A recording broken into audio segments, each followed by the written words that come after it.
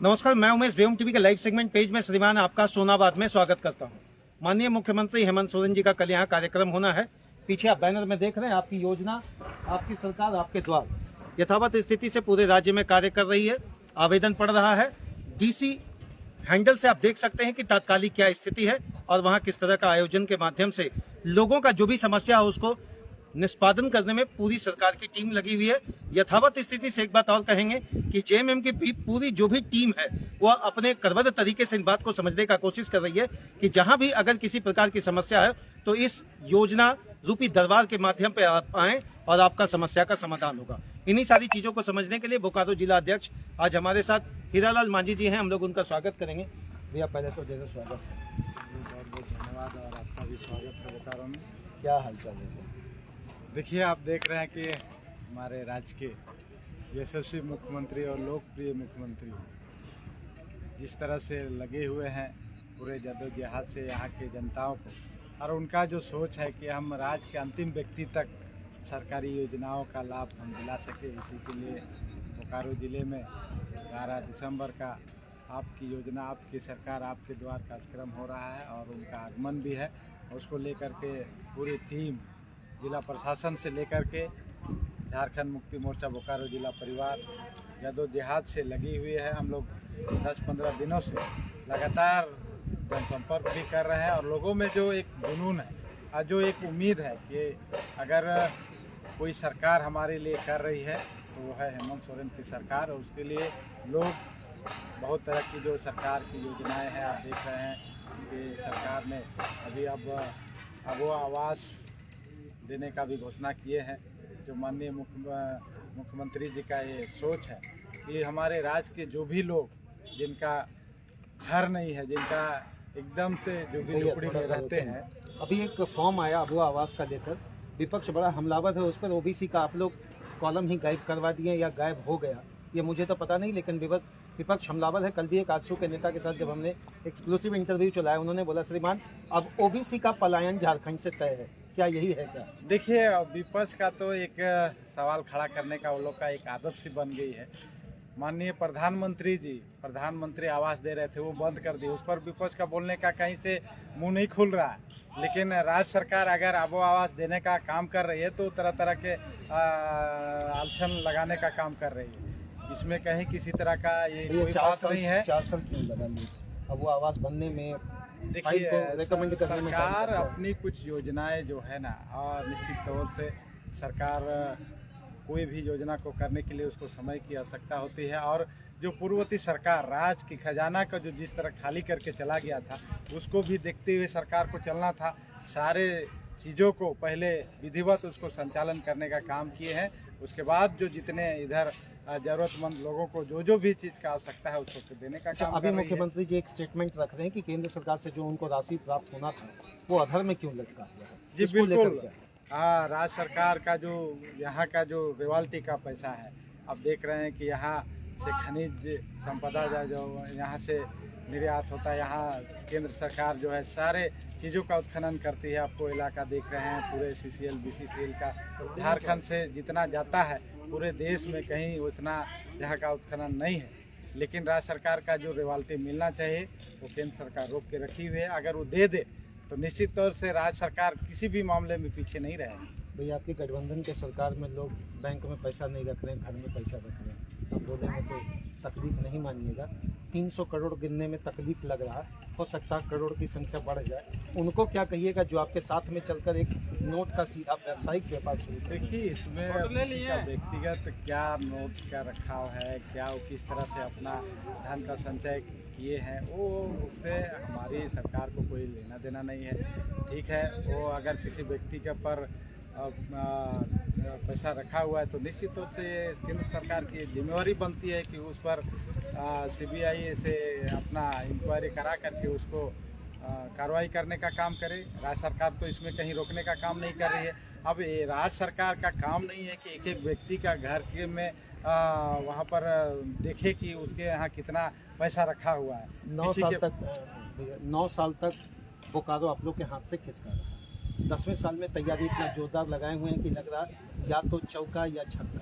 जो भी हो पाले अपने तरफ घुमाने का प्लान है, या फिर वाकई में इस बार फिर आप लोग उसी समीकरण पर खड़ा हैं? देखिए, बोकारो ही नहीं, हम लोग चाहेंगे बोकारो जिले के जितने भी विधानसभा हैं वो जिस तरह से राज्य सरकार काम कर रही है उसके काम के अनुसार हम पूरे बोकारो जिले के हमारे जो 4 विधानसभा है निश्चित तौर से आने वाला 2024 में हमारा झारखंड मुक्ति मोर्चा गठबंधन दल का ही होगा।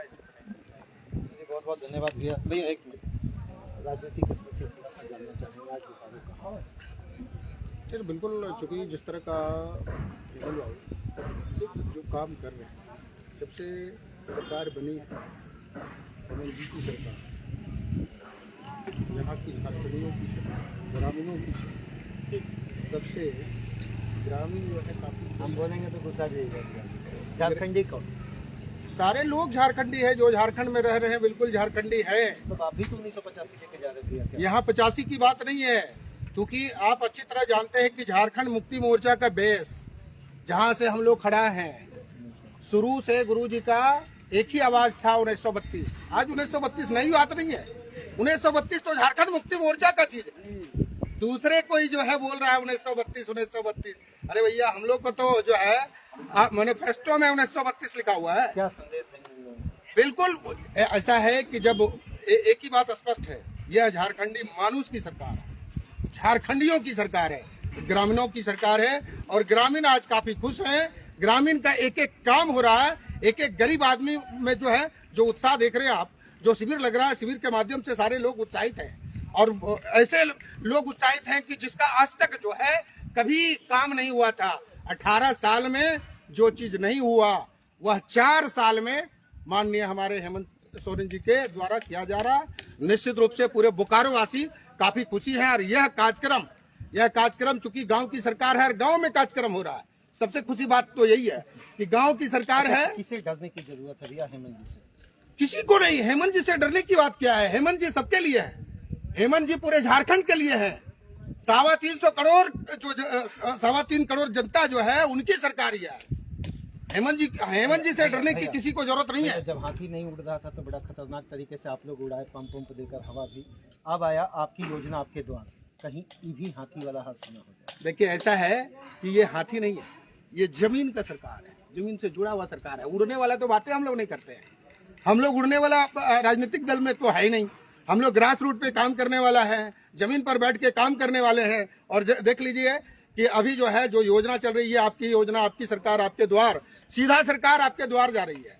ग्रामीणों के द्वार पर एक एक दरवाजा को बुला के खटखटा के एक एक आदमी को आवाज देके कि आपका जो भी काम है हम निष्पादन करेंगे। आप योजना जो भी शिविर लग रहा है उस शिविर के माध्यम से आवेदन दीजिए। और अभी जिस तरह का आपने बात जो बोला ओबीसी की बात, कि अब आवाज से ओबीसी को हटा दिया गया है, लेकिन एक चीज है उसमें पूरा देख लीजिए आप, क्योंकि जो भी व्यक्ति, हमारा घर नहीं है, हमारा कपड़े का घर है, फूस का घर है, बिचाली का घर है, तो स्वाभाविक है हमारा अधिकार है, अबुआ घर बनेगा।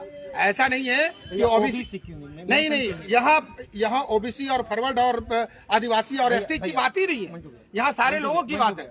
आपने एससी को कॉलम में मेंशन रखा, एसटी को मेंशन रखा, माइनॉरिटी को रखा, जनरल को भी रखा, ओबीसी को आपने क्यों नहीं रखा? बस ये उनका सवाल है, हमारा सवाल नहीं है। बिल्कुल, देखिए उनका जो सवाल है वो बढ़िया से स्टडी कर ले, देख ले, बिल्कुल वो देख लें। अबू आवास का पूरा फॉर्म निकाल के देख लें कि उसमें जो है जो कटरिया है उसको जो फुलफिल करता है, बिल्कुल उसके लिए तो बनना है। अबू आवास उसी के लिए। 55% जो ओबीसी है उनको डरने की कोई आशा है? बिल्कुल डरने की आवश्यकता नहीं है। ये जो है हेमंत सरकार सबके लिए ये सरकार है। वो ओबीसी हो या वो फॉरवर्ड हो या बैकवर्ड हो या हरिजन हो या आदिवासी हो, ये जो है झारखंड मुक्ति मोर्चा एक ऐसी पार्टी है जो जमात की राजनीति करती है, जात की राजनीति नहीं करती। कौन बाहरी या कौन भीतरी? यहाँ बाहरी भीतरी का कोई बात नहीं, बिल्कुल नहीं।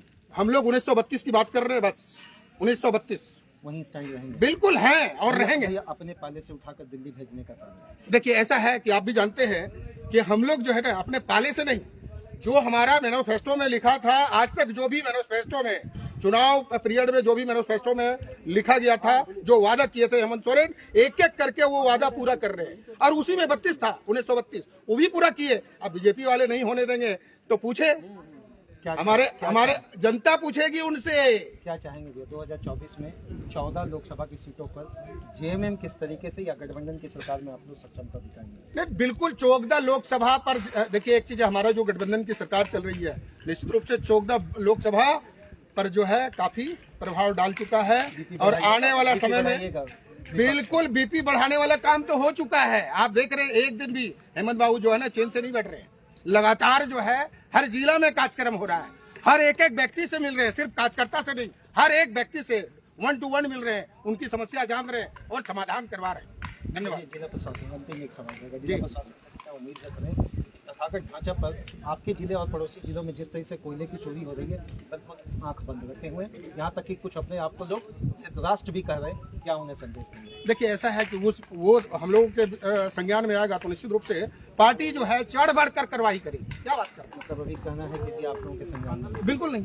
चलिए, बहुत बहुत धन्यवाद भैया। एक बात तो तय है कि आपकी योजना, आपके सरकार के अंतर्गत जिस तरीके से बात जिला अध्यक्ष और भी लोग रख रहे हैं, मुझे लगता है 2024 की सीधी गोलबंदी है, सीधा स्पष्टीकरण है कि जिनकी भी समस्या है, आप श्रीमान आए दरवाजे पर, हम लोग उसका समाधान करेंगे। लेकिन प्रश्न आज भी खड़ा है, न पक्ष न विपक्ष, जहां भी समस्या होगा श्रीमान, हम लोग सदैव पूछेंगे। एक प्रश्न हमारा सदैव हर व्यक्ति से रहा है, अगर आम आदमी की समस्या परेशानी के साथ आम आदमी की समस्या ब्लॉक के माध्यम से, आम आदमी की समस्या जिला प्रशासन से दूर हो सकती है, तो इतना तामझाम क्यों? जय हिंद।